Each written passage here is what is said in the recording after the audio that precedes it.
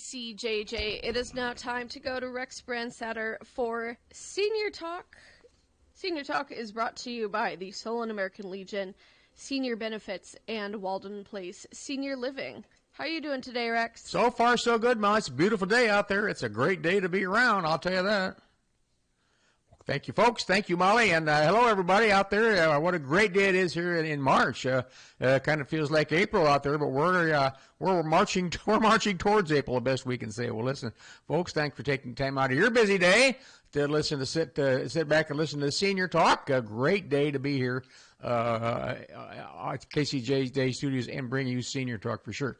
Hello, and thanks to all of you for taking a busy schedule and taking time out of that schedule to listen to Senior Talk. So grab yourself a sandwich and a nice cold root beer, and let's see what we can do. I mostly address seniors and senior wannabes, senior gonna-bees. How does that sound? And my job is to bring a lot of ideas and thoughts and possible changes, possible suggestions to you on different senior topics. Along the way, we talk maybe some finance, maybe some health care, maybe some different things you could help with your parents, different things you could do with prescriptions, medical coverage, and things like that, retirement funds, Social Security, being a senior, real estate, of course, and those are things we talk about. I offer no advice. I offer just to bring these things up and hopefully send you to a professional in anything we might talk about. If we talk about insurance, I'm not an insurance man. I would then suggest that you, and I always do suggest that you give a call to your insurance companies, your rep, the man or the lady you deal with, and see what tell them what you might have heard on the radio and see if that makes sense for them. That's what we do here on Senior Talk. I guess you might say I'm just trying to stir the senior pot. How's that sound? That's exactly what I like to do and what we try to do. And I can tell you from responses I get from people and professionals in this town who have called me and say, keep going. The Smiths came in and we helped them with their will type of thing. That's what's going on. And I have a lot of people tell me that, thank gosh that we thought about that more. One thing you said one time, and we took care of that, and we're so glad we did. So that's what this is all about. Glad you're joining me today. I do my very best every week to bring a lot of those ideas and thoughts to you. Well, listen, my name is Rex Brandstatter. I'm 75 years old, for God's sakes, and I'm a real estate broker, and I like to meet and talk and love working with seniors. And I work with a lot of seniors. I sell a lot of houses and properties for seniors. I work with executors of estates. I work with administrators of estates. I work with the seniors themselves, of course. And I also sit down in your home or your attorney's office with you, or at a coffee shop, or in my office for seniors and their families with them. Sometimes the families are, the kids I work with are 65 years old, 60 years old, 50 years old. So it's a lot of that going around. And when we talk, we just sit and talk in confidentiality, that's for sure. And I have a senior line, which is 319-330-5534. 330-5534 if you'd like to talk to me. I'm also on email at rex@rexrb.com. That would be rex at rexrbsinboy.com. Feel free to drop me an email. Well, what a difference a week makes in the weather. You know, last week it was so cloudy and crappy and snowy and slippery and foggy and windy, all those things. Just a week ago today. Now look out that picture window, folks. We are cooking with gas today. And I know what they're talking about on Friday, late Friday evening, but so be it. We'll trade one evening of rough weather for all this great stuff we're getting. So have at it. Get out there and do what you can. That's my best suggestion to you. So boys basketball this week, that's been fun to watch. We've been watching some high school basketball at night on I guess it's PBS, and I tell you, those kids, they got to be somebody's grandkids, because they look tall and skinny, and they all look like they need a pretty good meal, but they're just having a lot of fun. And the whole town, all the little towns are there, the whole town's there, just like it's supposed to be, to support your kids. So good for them, and we've been watching that every night. So when they're on, had a lot of fun doing that. So, you know, I've had such a fun time recently with fellow seniors, and I get different reports and different calls and things. One of our couple friends is they're off. Matter of fact, they're in North Africa on a visit right now. They're on Morocco, and this is the last continent on their bucket list. So they're took hijinks over there, and they submitted a picture back of them standing in some sort of a restaurant-looking building, and the decor inside looked like they were in Morocco or Mediterranean type area. Looked pretty interesting. So they'll be back maybe next week to bring back some strong tales at our weekly group, and more power to them. They're having a lot of fun. It's a bucket list thing for them. It's also a retirement thing for them. So they decided to take the time and go good at it. So their stories of airplanes and routes and timing and layovers and hassles here and that. So I just say no thanks. Have all the travel you want. Good luck to them and all of you who travel for sure. So, well, a senior lady advises me this. She said, I just feel the yearn for me to sit down and tell my, quote, story of growing up on the farm, walking to school. She said it was one-room school right here in Iowa, of course. Living with my brothers and sisters and my parents, getting an education, she said, both on the farm and in the schools, entering a career and going through life with a career and a family. But she said, who would listen to that? She said, who would even care? She said, I just feel like I want to do something like that. I said, well, here's who would listen to that. I said, here's what I suggest you consider. All right, I can't tell her what to do. I would never do that. Here's what I think you should consider doing: is sit down and make an outline of things, because you don't really need to type up all the things you're going to tell people, because you have a brain and a mind. You can think of things, but the reminders on your outline would say, talk about third grade, talk about walking to school, and you can delve into those stories. So who would listen? Because we each have a story, we each have things to tell, but who do you think wants to listen? And here's what I have found. I have found family, if you approach them correctly. They don't want to sit around and see your photos of your vacation. Nobody wants that after about 5 minutes.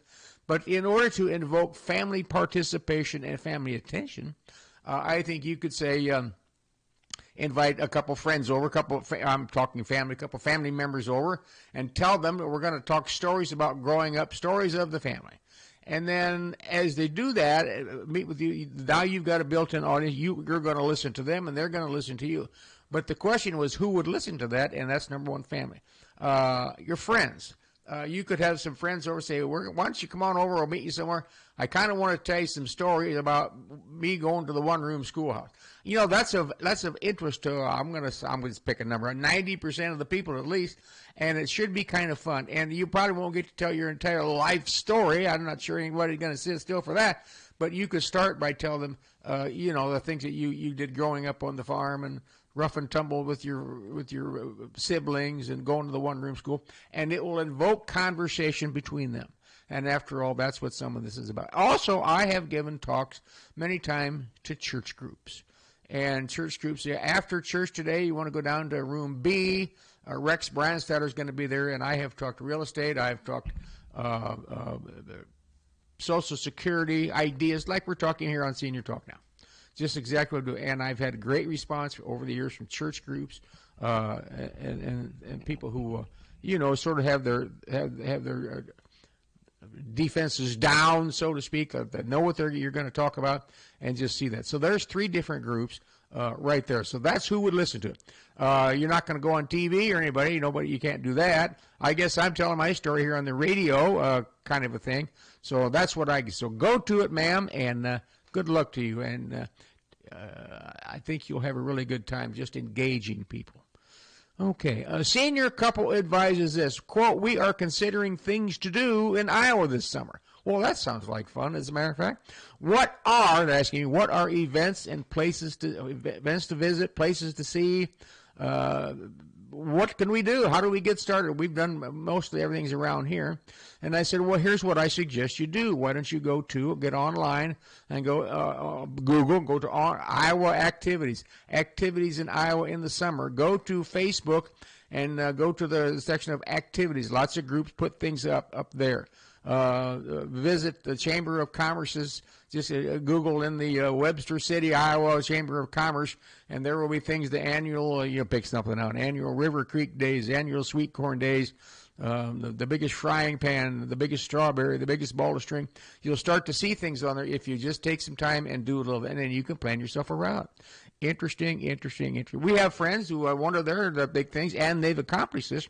They have visited all 99 counties, and they have visited the Freedom Rock that the gentleman has painted. And there's one in Solon, by the way. That's where the one for Johnson County is located, right out there just west of the library on the Ely Road. That's a good place to go to see a Freedom Rock, right locally here. You bet. And so they visit all 99, and they take pictures, and they tell about the stories and the restaurants they stop in and things like that. One of the things you could do, you could go to the home of the best hamburger in Iowa, home of the best tenderloin. You can Google all those things. Have a lot of fun doing. There's lots and lots of things to do, absolutely. So good for them. They're planning some things to do. They are retired, they did tell me, so it doesn't have to be on a weekend or on a Sunday or anything like that. It can be, they could leave for a 3-day deal and have that. So good luck to them. I think that sounds like them. The other thing I thought they could do is they could go visit what's called the Think Iowa City office in Coralville. It's catty corner from Perkins out there, and they have in the board in there in their vestibule, they have about 1 million, so to speak, travel guides and different activities around here, and it also lists lots of things in different areas of Iowa. So you might want to stop out there if you want to get your hands on some brochures. That's kind of fun. And they also have publications in there laying on the desk. You might find out if they've got an extra one and give you. So I think you can do a lot of quote damage on these answers if you just go online to Google and activities to do this summer in Iowa, activities in Southwest Iowa, activities in Clinton, Iowa, activities in Keokuk, Iowa type of thing. Have some fun and visit some things you've never done before. That's the beauty thing. I take a lot of real estate continuing education classes in topics I have no idea. Farm tax, I have no idea. I don't deal with farms, but I need to learn, have a basic information of that. Sound boring? It's really not. Learning on something, that's what college is all about, learning a whole bunch of things about things you're never going to use again, but you get a big broad, so to speak. So that's what's good for them. A senior man says to me, once I decided to retire, and it wasn't easy, I've been having a great life. I think that's wonderful to hear that. He said, I know some people who keep working, but not me. I did not know I could feel free of a lot of stress, time-taking events, and people. And better yet, nothing to think about or do unless I want to do so. Interesting stuff. He says, once I decided to retire, and he says, and it wasn't easy. So that means the decision to retire wasn't easy, but it's not like once he became retired and got into a little bit, he's having the time of his life. He says, nothing to think about or do unless I want to do so. Aha! That could be the secret to all happiness, is not worry about things unless you want to, all right?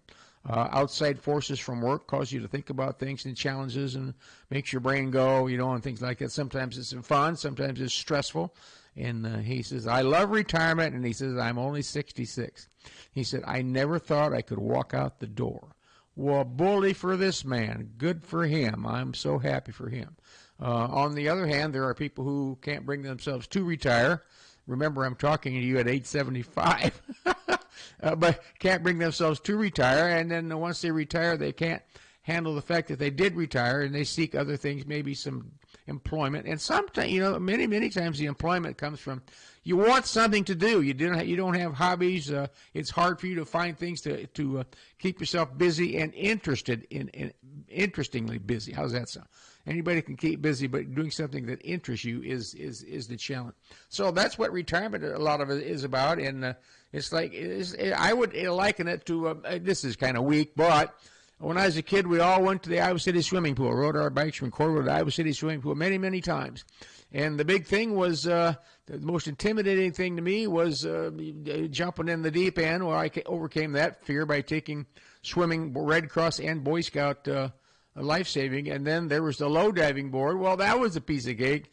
And then there stood that high diving board. And I was a gutless wonder. There's no way I was ever going to get up there. And on a good old Saturday afternoon in the middle of summer, or any day in the middle of summer, back when we were kids, late 50s, early 60s, you go to the pool, and there was that stupid high diving board. And I couldn't take it anymore. So one day I got in line to go up the ladder, and now there's 4 or 5 kids behind me. There's no way I could turn around, folks. And there I was. I got up on there, and I looked down. And when you go to the high diving board in the Iowa City pool, and you walk out, there's never about diving. It was just about jumping off the darn thing. And as you look in, the water is clear as a bell, and there were the lanes or the lines, which were actually lanes for swimming races, were painted on the bottom, so you could see clear to the bottom. It looked like it was 5 miles down there. And I decided right there that all I needed to do was jump in, and I'm going to come to the top, and I'm going to swim to the shore, swim to the side, and get out. So I did it one day. I just went over there, and I honestly, I impressed myself, nobody else. I took a little hop, so I went up in the air, and I came down in a big splash and kaboom, and I fell in love with the high diving board. I'll go do that this afternoon for sure, not a problem. So it's just kind of I overcame that. Well, that's kind of what retirement is. You get over to it, and pretty soon, you just bring it upon yourself. I've got to make a decision. I've got to do something. All right. So there you go. All right. Good for that man. I'm excited for him. A senior couple says to me this, we are almost working at a full-time helping 2 of our parents and a neighbor. Well, that's probably a labor of love for your parents and a labor of maybe love and maybe necessity, certainly caring for the neighbor. I said, look out.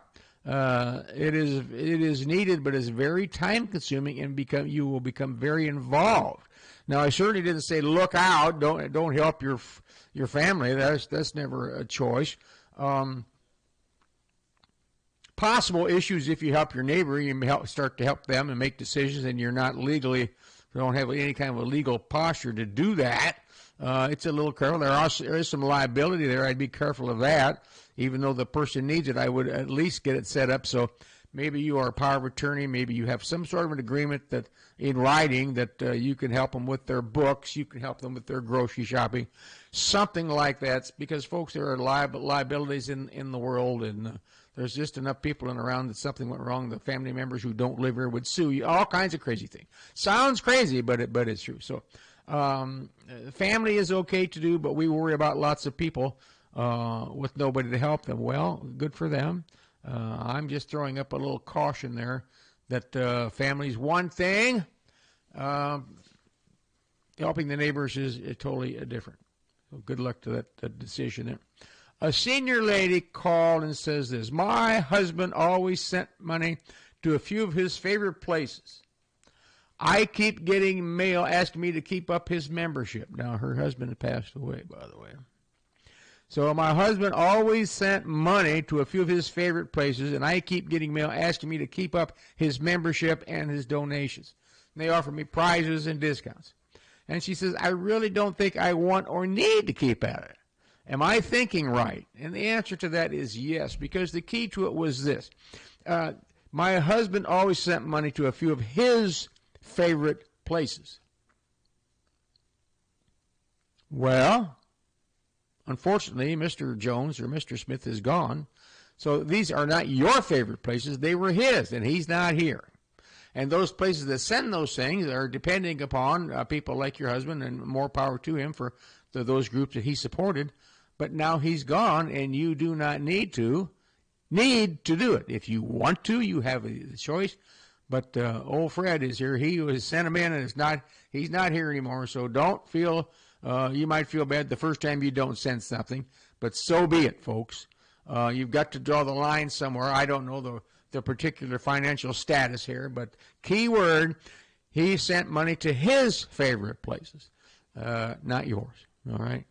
Maybe take some of the money that he was sending, a couple of those, and send them to some of your favorite places. I think that'd be the thing to do.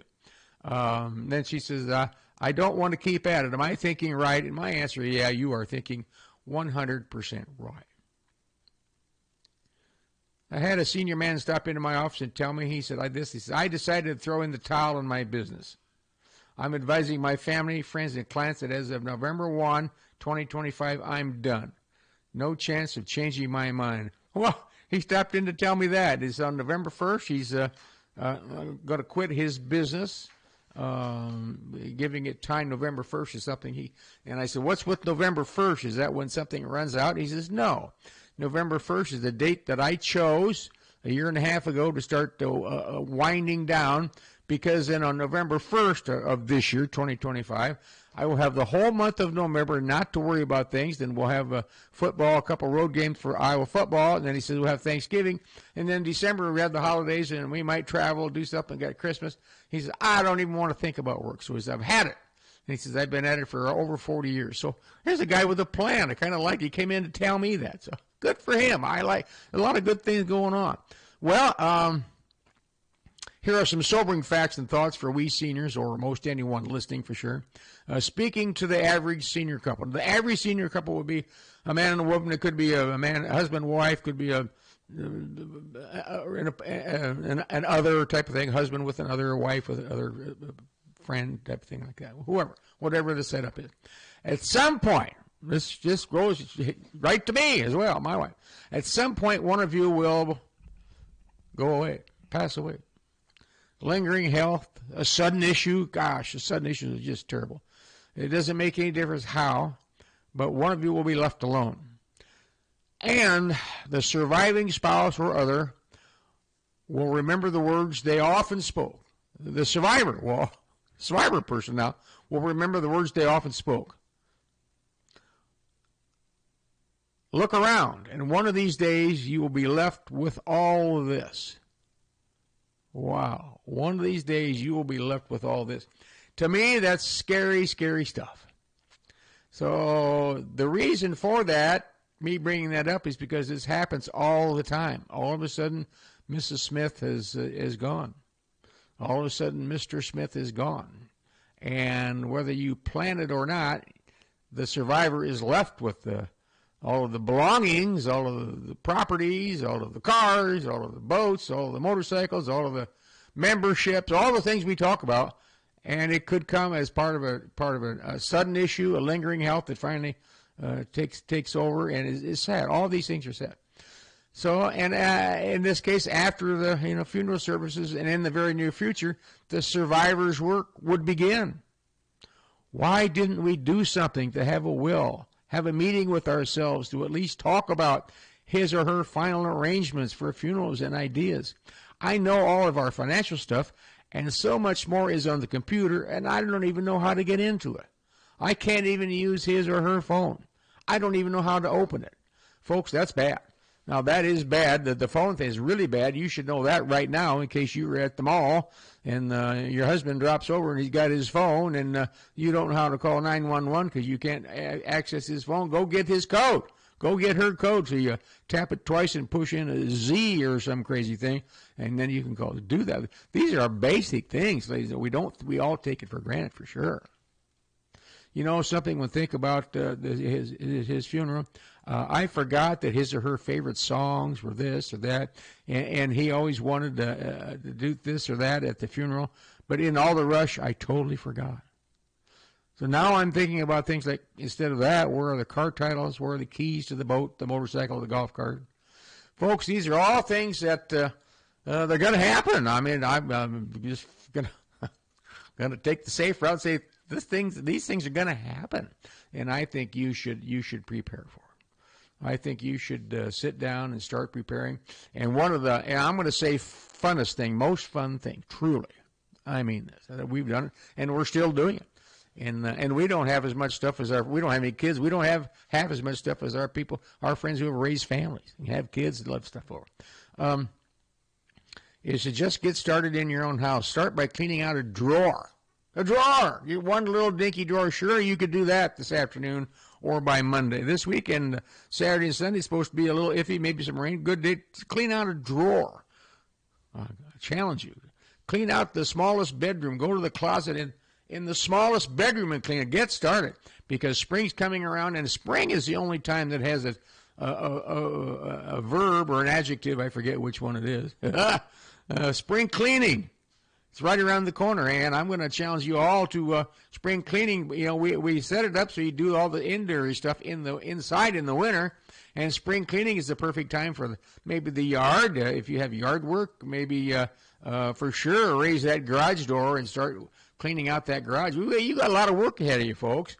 There's no time to slough off. But the hardest thing about it is not having at least a discussion with your wife or with your husband or with your other on things. I have typed up music I'd like to have played at my funeral. I'm in no hurry to have them do it, of course, But I've typed it up and I submitted it to the funeral director with a lot of other directions, because I don't want my wife to think about, oh, what do we do there? What do we do there? Yes, we have funeral plots. Yes, we have that for sure. I've gone and sat down with the city of Coralville and said, we have 2 funeral plots. I want to be here, and I want my wife right there. Okay? It's all set up. I don't even think about this. We have wills. It's all done. If I bite the dust tomorrow, so be it, unfortunately, for God's sake. But we don't know. So that's why you have to take it apart. It's really, truly a part of living is planning all this stuff, for sure. Get started. Wow. This could happen to any one of us, unfortunately, at any time. Get a plan and get started now. Well, I had some senior things I was reading the other day. This is for a senior. On time is when I get there. And how about this? I don't need to write all that down. I'll remember. Well, folks, I can't get to the second aisle in Hy-Vee until I forget stuff. So I make it a point. I write things down. And I even forget things when I write things down. And I'm a good customer at a grocery store because I always buy something extra. Oh, that looks good. I'll buy that. And did you ever notice that others your age look much older? Go to a class reunion. Go to a class reunion. I shook hands with a guy talking. I didn't know who in the hell it was. I swear to God, I didn't know who it was. And then I kept looking at his thing, and I said, "Was that Dan? Is that Dan?" Yes, it is. It was. Well, he probably said the same thing to me, so there's no problem there. So ever notice that others your age look older? Well, how about some senior facts and figures? Or see if you can keep up with all this stuff. 60 million people, 60 million Americans are 65 and older. 60 million people are 65 and older. 65 and age and up are working longer. Now we know that. 24% of the men and 15% of women are working longer after they're 65. Now that they either need to work, which is understandable, kind of too bad, but understandable, or they want to work, which is totally understandable. All right. Older adults are functioning better and the number of them seeking care facilities is down. Follow that? Older adults are now functioning and living better, and the number of them that are seeking care facilities is down. In other words, attendance at care centers is down. In part due to better medicine, better personal attention to health, that'd be you attending more attention, and home modifications, health assists such as walkers, stair lifts, and things like that. People used to go to retirement centers or type of thing due to they couldn't get around, and the invention of walkers, stair gliders, all kinds of things. And I think the neat part of that is personal attention to health. Oh yeah. Go look in the mirror. That's who's in charge. Now, good Lord is in charge of many, many things, including everything we do and live and breathe and eat and act, stuff like that. But our personal attention to health is something that we all need to take very seriously. And even at 75, I'm doing my best to look out for myself. I can't change things I've done, but like those endless nights downtown when I was in college. Never mind, folks. But those are things that as you get older, you do it just a little bit better for yourself, for God's sake. More older adults, 65 and up, are divorced. 15% of women and 12% of men. More older adults aged 65 and up are divorced, meaning 15% of women and 12% of men. 65 and up, get this, obesity is on the rise. Poor eating habits. We just talked about taking better care of yourself, and that would be one of them. Poor eating habits, poor food choices, poor exercise and activities. 40% are above the normal levels on weight to height type of thing. 40%. 4 out of 10. We can all do better. Each and every one of us can do better. It's a matter of self-determination and self-drive, for God's sake. Get this, 30% of 65 and up live alone. 30%, 1 out of 3, we're going to call that, of 65 and up live alone by choice or by attrition, I guess you call it. Wow. 65 and up, the leading causes of death are, number 1, heart disease. What's that caused by? Smoking. Is that caused by stress? Caused by physical detrimental type things in your body? Heart. Number 2 is cancer. And both of these things, both of these fields, especially cancer, they've come a long way with cancer. And we all know someone who passed away with cancer, which is totally what the kids would call it sucks. It's just terrible. Absolutely it does. So we can all work on the heart disease and the cancer. The heart disease, I don't know That's between you and your doctor, absolutely for sure. 30%, 65 and up, 44% suffer from arthritis. I'd never heard that in my life. 44%, so we're going to call it, 44% of 65 and up suffer from some sort of arthritis. Wow. 95% of 65 and up have at least one chronic ailment. 95%. My foot hurts, my back hurts. I need glasses. I don't know. I got toothache type of thing. So 95% of us, that only leaves 5 of us. All you listening and me, that only leaves us 5% in perfect condition. 76, so 3/4 of 75 and up want to age in place. There is a big number. That's a huge number. If you're 75 and older, 75% of us want to age in place, meaning stay at home. Don't want to go anywhere for a care center or anything like that. You want to say, well, okay, I'll bite on that. Me too. I'm right with you. But I'm also, I'm going to say, sharp enough or in the mind enough to, if I want to stay here, I better be getting rid of some steps or getting throw rugs out of the way and get some better lighting. Get the stair banner, get the handrails. So if you want to stay there, you got to at least play into what's good for yourself, for God's sake. We don't need that. How many of you go down to the lower level, go down to the basement, and you don't have a handrail? All right. How many times have you asked your husband, I'm throwing you under the bus, guys, so let's get a handrail on it? Well, the quickest way to get from the main floor to the basement is roll down the steps and see what happens. You don't want that. So good time to get started. All right. The lowest population of 65 and up are in 3 states. The lowest number of 65 and up. Alaska, Alaska, North Dakota, and South Dakota. Well, that's because they're smart enough not to want to be in the winter, and they go south and leave the rest of us up here. Go get it. So here are the top 5 senior concerns. Number 1, the Iowa women's basketball and men's basketball. No, I put that. Number one, health care costs. There's no way we can throw a net over our costs. Physical conditions, our own physical conditions. Our physical assistance. What am I going to do if I need assistance? Financial security. And last and not least, loneliness. Wow, to me, that's terrible. Loneliness. That's why I basically would talk to a stump. I just like to talk to people. That's why I'm here.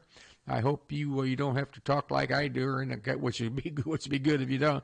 But sometimes just talking to people can bring you out of some of your doldrums. So I've thrown a lot at you today, but I want to tell you about one more thing. A man brought a picture into me the other day, and he said, "Do you recognize this picture?" And it was a small picture from a computer, and it kind of looked like a fire type of thing, like a house on fire.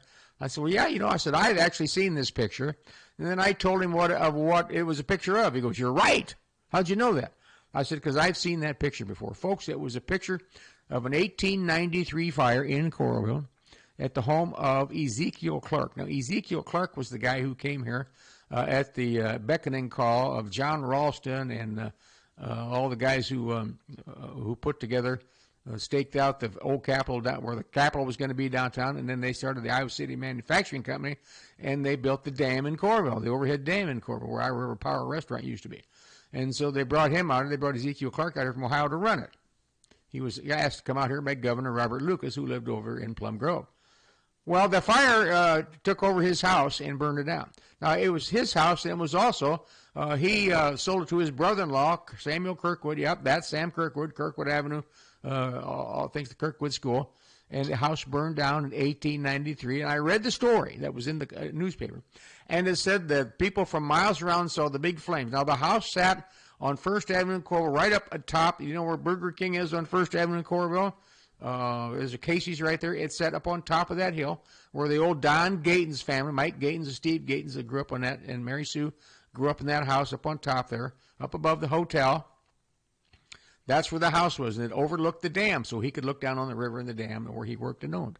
So it burned down, but the article in the newspaper said they were the neighbors and friends. There weren't been many neighbors back then, folks. I mean, so it would have been people who arrived, get this, 1893, they arrived via horseback or walking or running. They were able to get almost everything out except the kitchen things. So they would have dragged things out. It was in the winter. It would drag things out into the snow, and so be it. And they got a lot of his possessions out. And the house was gone. And the house was an $8,000 loss, which was a $250,000 in today's world in a real estate deal, which would have been a huge, huge fire. So the guy who brought it in was just kind of taken back that I recognize it, but it is what it is, and he had a nice touch on it. So, you know something, folks, we never know about our tenure here in the world, and sometimes very surprising to see others you know and how they've aged. So have we. You have too, and so have I. So in the next week, until we can meet again, keep the home fires going, and remember, as seniors, we need to do this. We need to do all we can while we can. Do all you can, while you can, whatever that is, whatever suits you, whatever keeps you going, whatever keeps your mind at ease. So get out there, have a good week, take care of yourself. Let's get this weather in here. It's great. Look out for the weekend weather maybe. And I hope maybe you can tune in next time. So thanks for listening to Senior Talk. Give me a call on my senior line, 319-330-5534. And we'll see you next time. So long. Your life is always changing.